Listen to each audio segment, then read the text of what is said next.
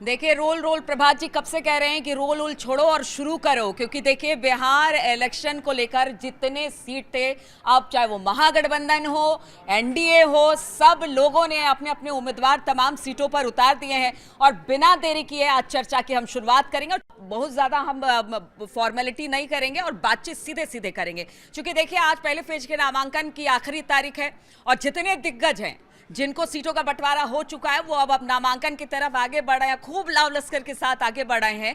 लेकिन जिस तरह से तल्खी देखने को मिली सीट बंटवारे को लेकर, क्या आगे भी उसी तरह से कुछ होने वाला है? आज चर्चा इसी से शुरुआत। हाँ, आप जिस तेजी से आगे बढ़ रही हाँ, हैं, आप जिस तेजी से आगे बढ़ रही हैं, अगर इसी तेजी से महागठबंधन बढ़ा होता ना, तो शायद ये चर्चा की नौबत नहीं आती कि भाई आखिरी दिन है और कईयों को तो पता ही नहीं है कि उसको नॉमिनेशन करना भी है कि नहीं करना है। और हमारे साथ राजन हैं, राजन तो अभी तक कुछ शौक से बाहर ही नहीं निकल पाए हैं, जो ऐसे ए सुनिए आप लोग एक ध्यान से सुनिए। ये जो महागठबंधन लेट लतीफी की वाली बात है ना, राज्य के चुनाव में कभी भी महत्वपूर्ण नहीं होता है जी। पार्टियां ये मान के चलती हैं कि भैया टिकट का घोषणा 2 घंटा पहले करेंगे, 3 बजे आखिरी समय है, 1 बजे बताओ जाके फार्म भर दे। जो नुकसान है पार्टी इसकी चिंता ज़्यादा करती है। 1 हफ्ता पहले टिकट दे दें और एक क्षेत्र से जो 10 लोग टिकटार्थी हैं, 9 तो बगावत शुरू कर देंगे। तो उस बगावत से बचने के लिए हर दल यही शिगुफा अपनाता है। अगर वो आप क्यों कह रहे हैं राजन जी, आप हर दल की बात क्यों कह रहे हैं? बीजेपी ने अपनी लिस्ट तो कम से कम 3-4 दिन पहले जारी कर दी ना भाई। 71 की पहले जारी की, 10 की बाद में की। तो जैसा 3 दिन, जैसा 30 दिन वैसा 27 दिन, क्या फर्क बाकी तो देखिए प्रभात जी जो है बिहार से आते हैं, एकदम खाटी कार्यकर्ता है, बिहार में ग्राउंड से जुड़े जर्नलिस्ट है। अब इनसे मत कहिए, कम से कम पत्रकार। अब इनसे देखिए, इनसे सवाल ये है कि महागठबंधन पे भाई साहब सवाल उठा रहे कि टिकट देने में देर क्यों किए। अब उससे बड़ा विवाद जो है वो बिहार में खड़ा हो गया है और सवाल ये है कि अगर बीजेपी की सीट ज्यादा आई तो क्या नीतीश ही मुख्यमंत्री बनेंगे? मांझी कह रहे हैं पहले से बता दीजिए। मयंक आप एक बात बताइए ना कि पहले से काहे बता दें भाई। अब इस बार एनडीए में बीजेपी ने ये तो कर दिया ना कि भाई हम दोनों बराबर के भाई हैं, बराबर की हिस्सेदारी है। अभी लड़ाई चल रही है, बराबर की हिस्सेदारी है। जब जीत के आएंगे, छोटे भाई हो गए ना? नहीं, छोटे भाई कहाँ हुए हैं भाई, बराबर है। अरे बड़े से बराबर में आ गए ना भाई, बड़े से बराबर में आ गए। अरे चुनाव के बाद देखिए, चुनाव के बाद मयंक, अभी आपको मतलब मेरी बात सुन लीजिए आप मयंक, मैं यही तो आपसे कह रहा हूँ ना कि अभी तक भाई नीतीश बड़े भाई हुआ करते थे, तो बड़ा भाई को एक हमारे वहाँ कहावत है कि जब बंटवारा होता है ना, परिवार में जब बंटवारा होता है तो बड़े भाई के नहीं बराबर मिलता है।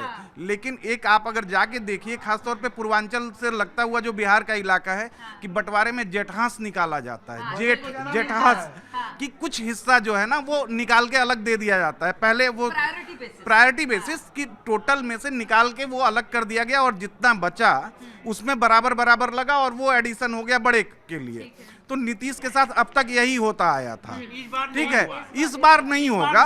इस बार तो मैंने मेनका से कहा भी था परसों। मेनका बताइए आप जो मैंने कहा। कुछ दिन पहले प्रभात जी ने यही कहा था कि हो सकता है कि नीतीश जी के चेहरे पर लड़े तो, लेकिन नीतीश जी मुख्यमंत्री ना बने। लेकिन देख लीजिए, बिहार की बात की जाए और बीजेपी की बात की जाए, नीतीश जी के साथ अलग कॉम्बिनेशन है। नीतीश जी के साथ, जेडीयू के साथ बिहार में बीजेपी का अलग कॉम्बिनेशन है। महाराष्ट्र वाली कहानी यहाँ नहीं हो सकती। महाराष्ट्र का गठबंधन अलग स्थिति से है। यहाँ नीतीश जी को सम्मान देंगे, ये बात अमित शाह ने एक तरह से कह दी। अमित शाह ने ये जरूर कहा कि हम मुख्यमंत्री बनाएंगे नहीं बनाएंगे वो तो बाद में राजनीतिक दल बोलेंगे, लेकिन सम्मान की बात रही है जी। राजनीति में सम्मान देना और सीटों के उस पे अपने आंकड़े को मजबूत करना, दोनों में बड़ा फर्क होता है। मैं आपको बहुत सम्मान दे रहा हूं लेकिन चेयर नहीं दे रहा हूं। राजनीति में चेयर की इंपॉर्टेंस होती है। और एक सेकंड, जो सर ने बोला कि महागठबंधन में सीटों का जो वो है विवाद दिख रहा है, अभी तक हम लोग शायद भूल रहे कि जेडीयू के मौजूदा विधायक ही निवास स्थान पर प्रोटेस्ट करने बैठ गए। बाकी नहीं, बहुत सारे लोग जो है उसकी दूसरी भी तस्वीरें देखने को मिली कि जो सीएम आवास के बाहर कई दिनों से प्रोटेस्ट कर रहे हैं कि हमारा टिकट कटा। तो ये विवाद हर तरफ है। नहीं सर, हाँ बिल्कुल। एक चीज सुनिए, देखिए अब तक सीटों की बात हम लोग कर रहे थे, अरे यार आज आखिरी तारीख है, 121 सीटों पे आधी सीटों पे चुनाव के नॉमिनेशन की आखिरी तारीख है। अब उसको भूल जाइए भाई, सबने धीरे धीरे करके अपनी लिस्ट जारी कर दी, सबके उम्मीदवार आ गए, और ये जो नाराज होने वाला जो फैक्टर है और फ्रैक्शन है, ये दोनों रहता है। अरे वो तो हर चुनाव में ये अब बीजेपी में नहीं है क्या? बीजेपी में कई सीट पे जो टिकटार्थी हैं, एक शब्द बढ़िया राजन जी ने दिया कि टिकटार्थियों की नाराजगी चलती है। एक सज्जन है, उनको टिकट नहीं मिला, वो ऐलान कर दिया कि हम निर्दलीय लड़ेंगे, और जिनको मिला है वो कह रहे हैं कि नहीं हम सबको मना ले। तो वो सारी चीजें छोड़ दीजिए। अब जो है, अब हमको जो चर्चा चल रही है, जो मयंक ने सवाल उठाया, अब चर्चा इस बात को लेकर चल रही है कि मुख्यमंत्री कौन होगा। भाई कांग्रेस, अरे नहीं, महागठबंधन पे मेनका बताएंगे। देखिए महागठबंधन की बात करें, लेकिन उससे पहले जो नाराजगी की बात हो रही है ना, तो नाराजगी तो बिहार का सोचिए, पिछले विधानसभा चुनाव को याद कीजिए कि लास्ट मोमेंट मुकेश सहनी महागठबंधन से निकल गए, एनडीए में चले गए, और एनडीए में गए, उनके 4 विधायक बने और विधायकों ने अगले ही दिन बीजेपी ज्वाइन कर लिया और उनके पास एक भी विधायक नहीं।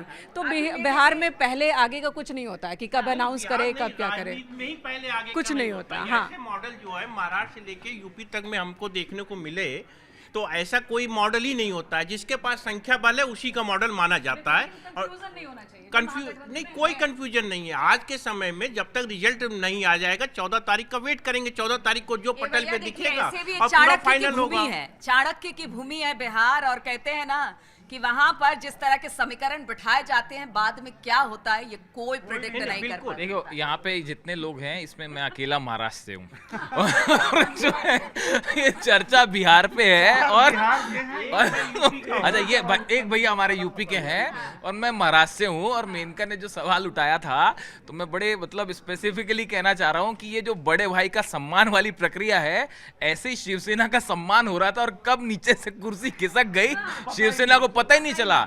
तो इस बात को आप बिल्कुल गलत फहमी मत रहिए। नीतीश कुमार बड़े मंझे हुए खिलाड़ी हैं, वो समझ रहे हैं इस बात को कि जो आप चाणक्य की बात कर रही हैं अमित शाह जी को, तो देखिए इतना आसान मामला नहीं है। हर शख्स समझ रहा है कि सीएम कुर्सी पे मामला इतनी आसानी से तय नहीं होगा। अरे सुनो, एक सेकंड, चाणक्य भी आ गए, अमित शाह भी आ गए।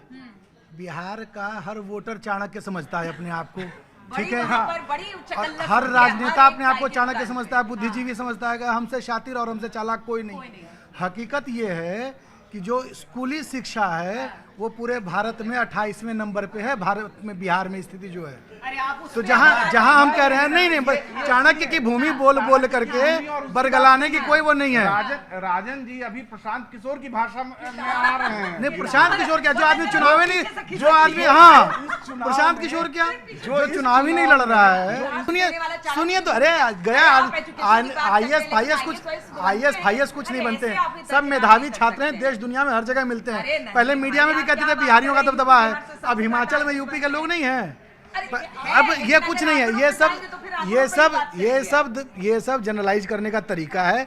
अभी आप किसी महिला से पूछ लीजिए, किसी गरीब मजदूर से पूछ लीजिए, जिसको मालिक कहेगा उसी को वोट देंगे। अब मालिक महिलाओं का पति भी है।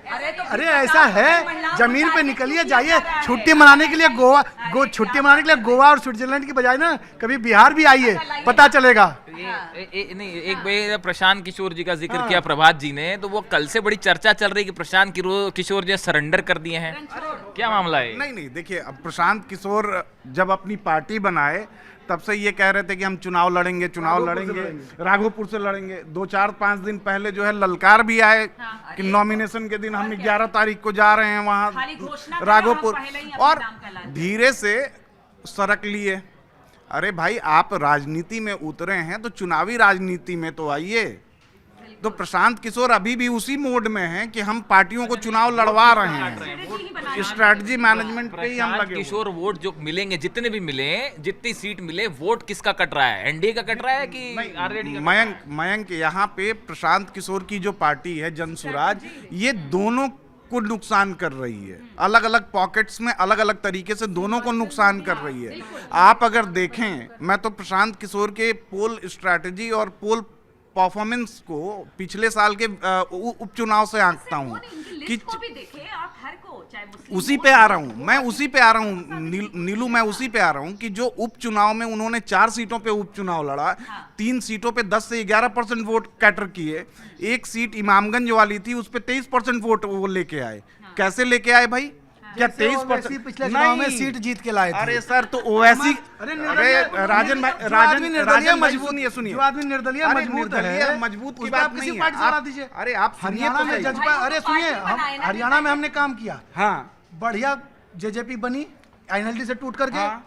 10 उम्मीदवार ऐसे थे जो निर्दलीय लड़ते तो जीत जाते, वो जेजेपी के नीचे आए, 11 सीटें जीत गई पार्टी का। जेजेपी का दबदबा देखिए। अब सुनिए ना, उसी तो पे उसी पे प्रशांत मैं कह रहा कुमार हूं। का उसमें कुछ नहीं, प्रशांत का कुछ नहीं अरे है। एक सेकंड सुन लीजिए, मैं उसी पे आ रहा हूँ, थोड़ा सा पेशेंस के साथ। वही थोड़ा तो सुन नहीं लीजिए। है, साला न बिहार में यही- न दिल्ली में। यही अरे यही यही इम्पेशेंट जो है ना, बिहार जैसा मॉडल हर स्टेट में देखने को मिला, चाहे महाराष्ट्र हो, हरियाणा हो, यूपी हो। इसलिए ये कहना है कि बिहार बिल्कुल रोल मॉडल है, अलग पॉलिटिक्स है, बिल्कुल अलग। सुनिए ना, बिल्कुल हम लोग बात कर रहे थे प्रशांत किशोर पे।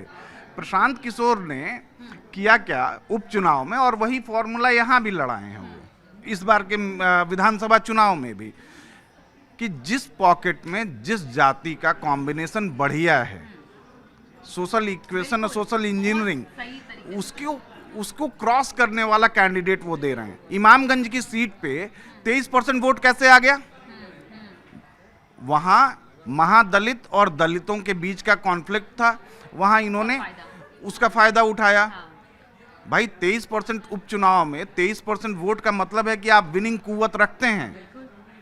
यहाँ भी वही कर रहे हैं। आप ये कहना चाह रहे हैं कि कि वोट एक जेडीयू के अच्छा फॉर्मूले दूसरा पूरी तरीके से बिल्कुल adopt कर रहे हैं, हाँ हाँ जातीय कर रहे समीकरण हैं पे बिल्कुल पूरा जातीय focus है। समीकरण। देखिए बिहार की राजनीति को मैंने मेनका से जिक्र भी किया अनुप जी, था अब इसमें मैं कि वही बिहार बात की राजनीति जो कहूंगी है कि ना, सिर्फ ये जेडीयू का फॉर्मूला या बीजेपी का फॉर्मूला नहीं है। पूरे भारत में आप कास्ट को नकार नहीं सकते पहले भी। लेकिन सुनिए मेरी बात, बिहार बदनाम ज्यादा है, लेकिन भारत का ऐसा कोई प्रदेश नहीं जहां पर जातिगत समीकरण को आप साधते नहीं है। बिहार में थोड़ा ज्यादा है। लेने के चुनाव दूसरे पार्टी जितना को आप कहना विकास से आसान शुरू करते होता हो है। और आ जाते हो जाति पाति पे। वो होना ही है, कहने के लिए मुद्दे अलग होते हैं, समीकरण आपको बिठाना होता है। लोग जिस विंग से जुड़े हैं, यहाँ पे दूसरे पार्टी को आरोपित बनाना कि ये जाति समीकरण पे खेल रही है इजी होता है इन कंपेरिजन ऑफ जो सत्ताधारी पार्टी है। तो उस वो लिस्ट बता रही, लेकिन उस पर हम चर्चा नहीं करते हैं। उस पर हम जो है वो नहीं, हम ये बता देते हैं कि नहीं ये देखिए माई फैक्टर पे जो है मुस्लिम यादव पे बिल्कुल यादव की पार्टी है तो खेल रही। लेकिन जब हम इधर आते हैं तो जेडीयू में हम नहीं बताते कि इन्होंने अपने पुराने उस पे जाति समीकरण को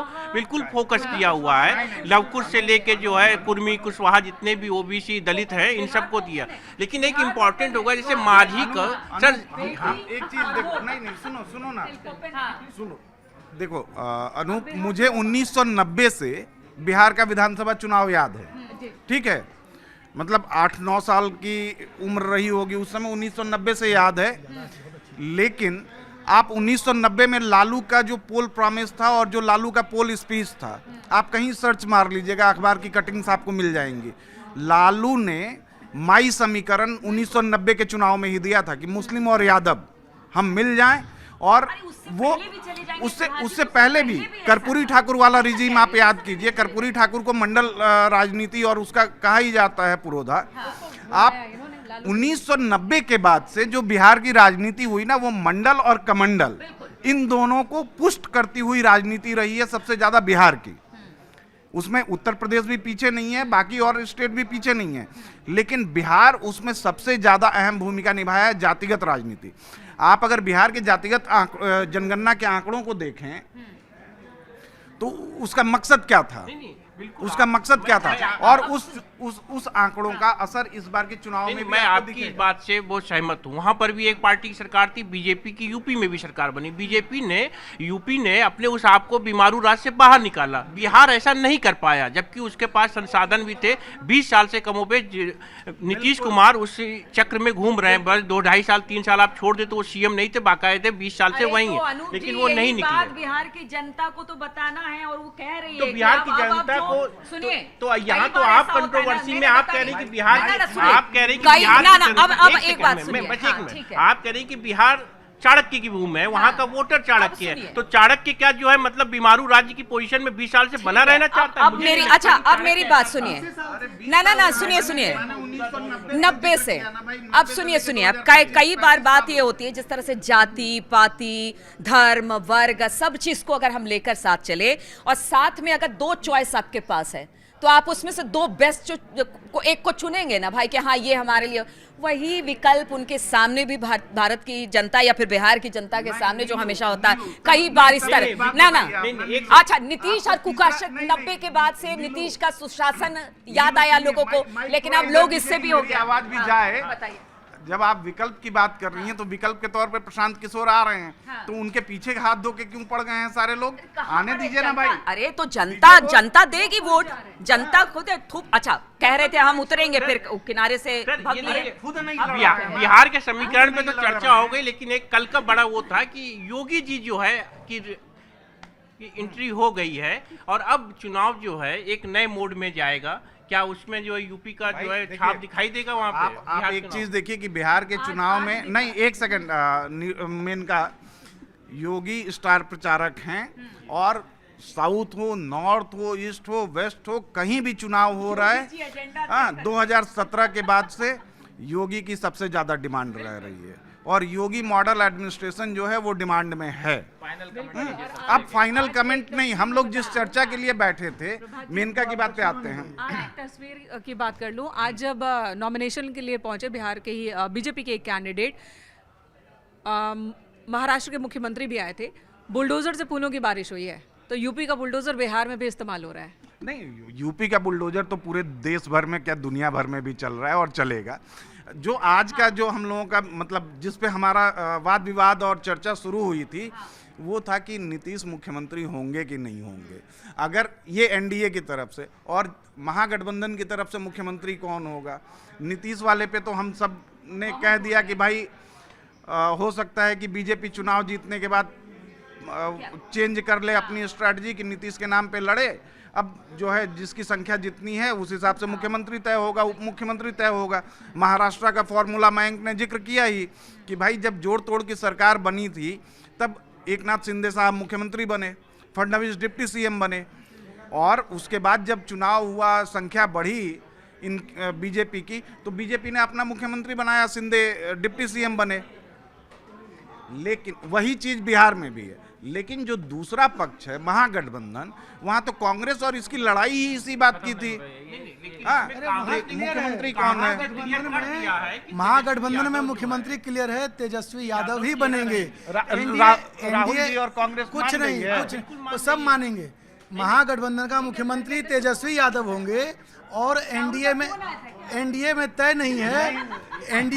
नहीं है कि वो जीतेगी हारेगी, तय उसका भी नहीं है। मुख्यमंत्री कौन होगा? नीतीश नहीं होंगे अगर एनडीए जीतती है तब भी। तो ये मैंने और मेनका ने ये परसों भी चर्चा की थी। ये महागठबंधन में दूसरा विकल्प नहीं है, एनडीए में तलाश लीजिए। भाई बात सही है, महागठबंधन के पास नहीं, महागठबंधन में विकल्प नहीं है। राहुल तो जाएंगे नहीं बिहार का मुख्यमंत्री बनने। एक चीज तो तय है कि 2025 एक चीज तो ये तय है कि 2025 के चुनाव में सबसे ज्यादा जो है अगर किसी को जो है दुविधा या डेल्मा की सिचुएशन दिख रही है तो वो जेडीयू में दिख रही है। क्या होगा जेडीयू का, क्योंकि सारे फैसले दिल्ली से हो रहे हैं और जेडीयू का क्या होगा, क्योंकि जो बड़ा भाई था वो बराबर के लेवल पे आ गया, यानी उसका कद कम हुआ, यानी वो ऊपर से नीचे आया। जो छोटा भाई था वो नीचे से ऊपर, यानी दोनों बराबर हो गए। तो अब जो कुछ होना है वो नीतीश कुमार का और उनकी पार्टी का होना है। तो ये दिलचस्प रहेगा कि 14 तारीख के बाद का जो समीकरण बनता है उस पर सबकी निगाहें रहेंगी। बिल्कुल, देखिए महाराष्ट्र वाला फॉर्मूला जो है वो घोषित रूप से नहीं लेकिन हिडन रूप से लगता है बिहार में लागू होने वाला है, जो मेरी राय है। और दूसरी चीज ये है, अगर बीजेपी की और चिराग पासवान की सीट्स इस लायक हो गई कि बिना नीतीश के सरकार फॉर्मेशन के करीब पहुंच गए तो आप देखेंगे बिहार में नीतीश जी का सीएम बनना खटाई में पड़ सकता है। मैं यहाँ पे इसलिए बोलूंगा कि 29 सीट उनके पास है, 101 सीट ये है। इसका मतलब कि स्ट्राइक रेट 100% होना चाहिए, जो बिल्कुल इस समय मुमकिन नहीं लग रहा। इसमें जो नहीं कह पाए, जो शब्द छुप गए, वो ये है कि जेडीयू जितनी सीटें जीतेगी नीतीश के अलावा बाकी लोग बीजेपी के पाले में आएंगे। जेडीयू जो है बीजेपी के अधीन होकर, बीजेपी की कठपुतली होकर जेडीयू के विधायक काम करेंगे। यानी कि वो बराबरी की बात नहीं है, वो कठपुतली की बात है। चलिए, ये फॉर्मूला तो आपने सुन लिया कि जेडीयू खत्म हो जाएगी, नीतीश जी खत्म हो जाएंगे, नेता इधर आ जाएंगे, बीजेपी में शामिल हो जाएंगे। खैर, वहाँ क्या हो रहा है? आरजेडी में लालू जी टिकट दे रहे हैं, सिंबल बांट रहे, बेटा जी वापस ले ले रहे हैं। आरजेडी के पीछे इतना क्यों पड़ी हुई है भाई? अरे वो भी चुनावी पार्टी है भाई, बाप बेटे की बात है। ठीक है, समअप नीलू समअप करेंगी। उससे पहले एक छोटा सा कमेंट जो मयंक ने कहा या राजन जी ने जिसको सेकंड किया कि भाई जेडीयू का हस्र शिवसेना वाला हो सकता है कि ओरिजिनल शिवसेना जो है उद्धव जी लेके अपना बैठे हुए हैं और जो डुप्लीकेट शिवसेना है वो ओरिजिनल बन के काम कर रही है। वही हाल जेडीयू का हो सकता है कि जेडीयू जो है ओरिजिनल नीतीश जी लेके बैठे रहेंगे और जो बाकी वाले हैं वो ओरिजिनल बन के काम करेंगे। यहाँ पर एक लाइन में बोलूंगी, उद्धव का भविष्य, उद्धव की पार्टी का, उद्धव के बेटे हैं, उस पार्टी को आगे बढ़ाने का भविष्य है। जेडीयू में नीतीश के बाद कौन? तो ये महत्वाकांक्षा कहाँ? ठीक है मेनका, देखिए आज की चर्चा में 3-4 बातें सामने आई है। अब जब इलेक्शन खत्म होगा फिर देखेंगे कि उसके बाद क्या जो आज हम लोगों की चर्चा हुई वो उस पर आगे बस 2 मिनट आपको बता देते हैं कि 2-3 बात है। पहला तो ये कि देखिए जो जीता, बड़ा भाई छोटा भाई, जो एनडीए में जो भी एक कॉन्सेप्ट चलाया जा रहा था वो खत्म हो गया और कह रहे हैं जेडीयू 2 फाड़ में बटेगी। ठीक है, जेडीयू 2 फाड़ में बटेगी। महाराष्ट्र वाला हिसाब किताब यहाँ पर होगा। साथ ही कहा जा रहा है कि तेजस्वी पहले से मुख्यमंत्री का चेहरा घोषित है, तो अगर वहां पर महागठबंधन की जीत होती है तो तेजस्वी। और तीसरा कि इस बार मुद्दा क्या रहेगा, क्या जाति पाति पर ही वोट पड़ेंगे और कौन किसका वोट काटता है, वोट कटुआ कौन होगा और किंग मेकर कौन होगा, ये आज की चर्चा में ये सारी बातें निकलकर सामने आई। तो बहुत बहुत शुक्रिया आप सभी का हमारे साथ इस चकल्लस और चर्चा में।